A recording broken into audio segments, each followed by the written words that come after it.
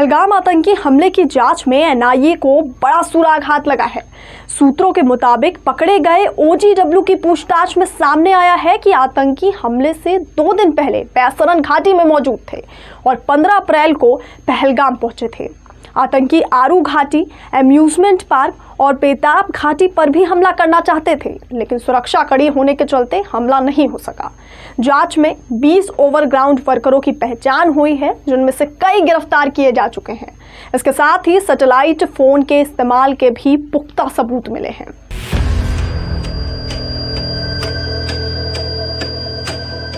पाकिस्तान ने भारत के लिए अपना एयर स्पेस बंद किया तो भारत ने भी पाकिस्तान के लिए अपना एयर स्पेस बंद कर दिया है और अब पाकिस्तान के विमान पूरब में जाने के लिए चीन का चक्कर लगाकर जा रहे हैं। जाहिर है कि भारत के एयर स्पेस स्ट्राइक से पाकिस्तान की एयरलाइन की कमर टूटनी तय है।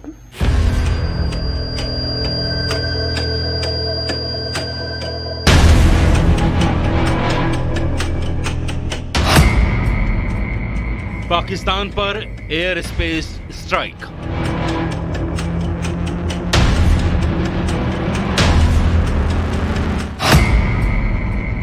जल प्रहार के बाद वायु प्रहार।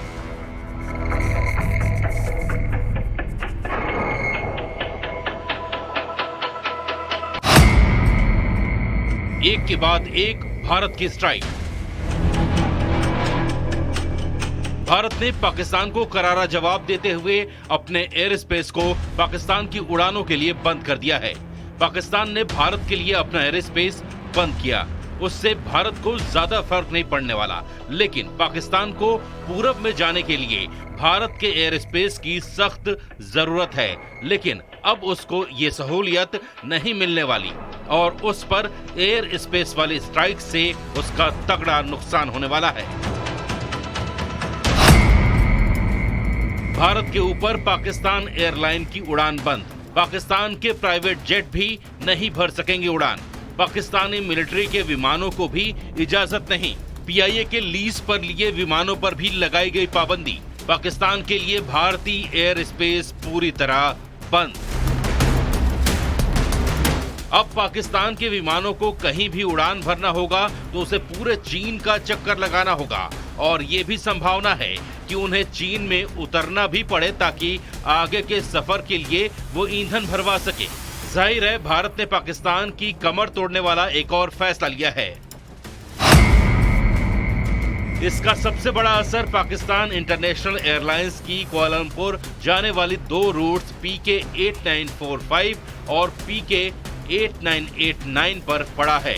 पहले ये फ्लाइट्स लाहौर से भारत होते हुए कुआलालंपुर जाती थीं, जिससे दूरी कम और वक्त बचता था। लेकिन भारत के एयर स्पेस बंद करने के बाद अब इन्हें चीन होते हुए जाना पड़ रहा है। इस नए रास्ते से 3 घंटे ज्यादा समय लग रहा है। कल से ही ये फ्लाइट्स नए रास्ते पर उड़ान भर रही हैं। जैसे को तैसा की नीति पर चलते हुए भारत ने साफ कर दिया है कि जवाब अब सिर्फ जमीन से नहीं आसमान से भी मिलेगा। भारत एक ही जगह से नहीं पाकिस्तान को हर जगह से तोड़ रहा है। कभी डिजिटल स्ट्राइक, कभी वाटर स्ट्राइक, कभी डिप्लोमेटिक स्ट्राइक, कभी इकोनॉमिक स्ट्राइक और अब एयर स्पेस स्ट्राइक। वही पाकिस्तान ने अपना एयर स्पेस बंद करके खुद अपने पैर पर कुल्हाड़ी मारी है और उसे लाखों करोड़ डॉलर की चपत लगने लगी है। पाकिस्तान को भारतीय विमानों से मिलने वाली ओवर फ्लाइट फीस का अब नुकसान उठाना पड़ेगा। एक बोइंग 737 के लिए औसतन $580 और बड़े विमानों के लिए इससे भी ज्यादा फीस पाकिस्तान को मिलती थी। जानकारों के मुताबिक हर दिन करीब 2 से 2.4 लाख डॉलर की चपत पाकिस्तान को लग सकती है। लैंडिंग, पार्किंग और अन्य शुल्क जोड़ लें तो कुल नुकसान $3.5 लाख तक पहुंच सकता है। इससे पहले पुलवामा हमले के बाद भी पाकिस्तान ने भारतीय विमानों के लिए एयर स्पेस बंद किया था और उस दौरान उसे करीब $100 मिलियन का घाटा उठाना पड़ा था। लेकिन इस बार उसे दोहरी मार पड़ने वाली है।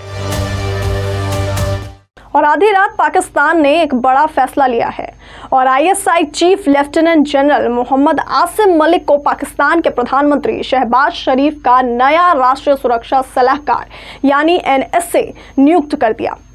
आधिकारिक पुष्टि इसकी एक नोटिफिकेशन के जरिए हुई है। मलिक अब आईएसआई की कमान के साथ साथ देश की सुरक्षा रणनीति की सीधे जिम्मेदारी भी संभालेगा। ये फैसला ऐसे वक्त में आया है जब पाकिस्तान और भारत के बीच पहलगाम हमले को लेकर तनाव बना हुआ है।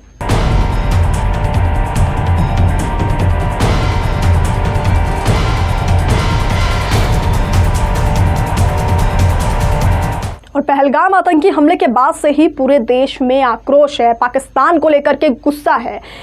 अगर सुरक्षा बलों की बात करें तो तलाशी अभियान जारी है। जम्मू कश्मीर में एनआईए की टीम लगातार छापेमारी कर रही है और प्रधानमंत्री नरेंद्र मोदी ने सेना को खुली छूट दी है और मीटिंग्स का दौर जारी है। इन सब से ये साफ है कि पाकिस्तान को जल्द ही मुंहतोड़ जवाब दिया जाएगा। और अगर बात करें सहयोग की तो आतंकवाद के खिलाफ भारत के साथ इस लड़ाई में पूरी दुनिया भारत के साथ इस वक्त खड़ी है, चाहे वो ब्रिटेन हो, चाहे वो रशिया हो, चाहे अमेरिका हो। लगातार ये सभी देश भारत के समर्थन में, भारत के सहयोग में सामने आ रहे हैं। तो वहीं पाकिस्तान बिल्कुल अलग थलग पड़ गया है इस मोर्चे पर, क्योंकि पाकिस्तान के ही पूर्व मंत्री उन्होंने कहा कि किस तरह से पाकिस्तान की फजीहत इस वक्त हो रही है पूरी दुनिया में, क्योंकि कोई भी देश पाकिस्तान को समर्थन देने को तैयार नहीं है। कोई भी देश आतंकवाद को समर्थन देने के लिए तैयार नहीं है। तो इस वक्त जहां पे भारत के समर्थन में पूरी दुनिया भारत के साथ खड़ी है, तो वहीं पाकिस्तान बिल्कुल अलग थलग पड़ गया है।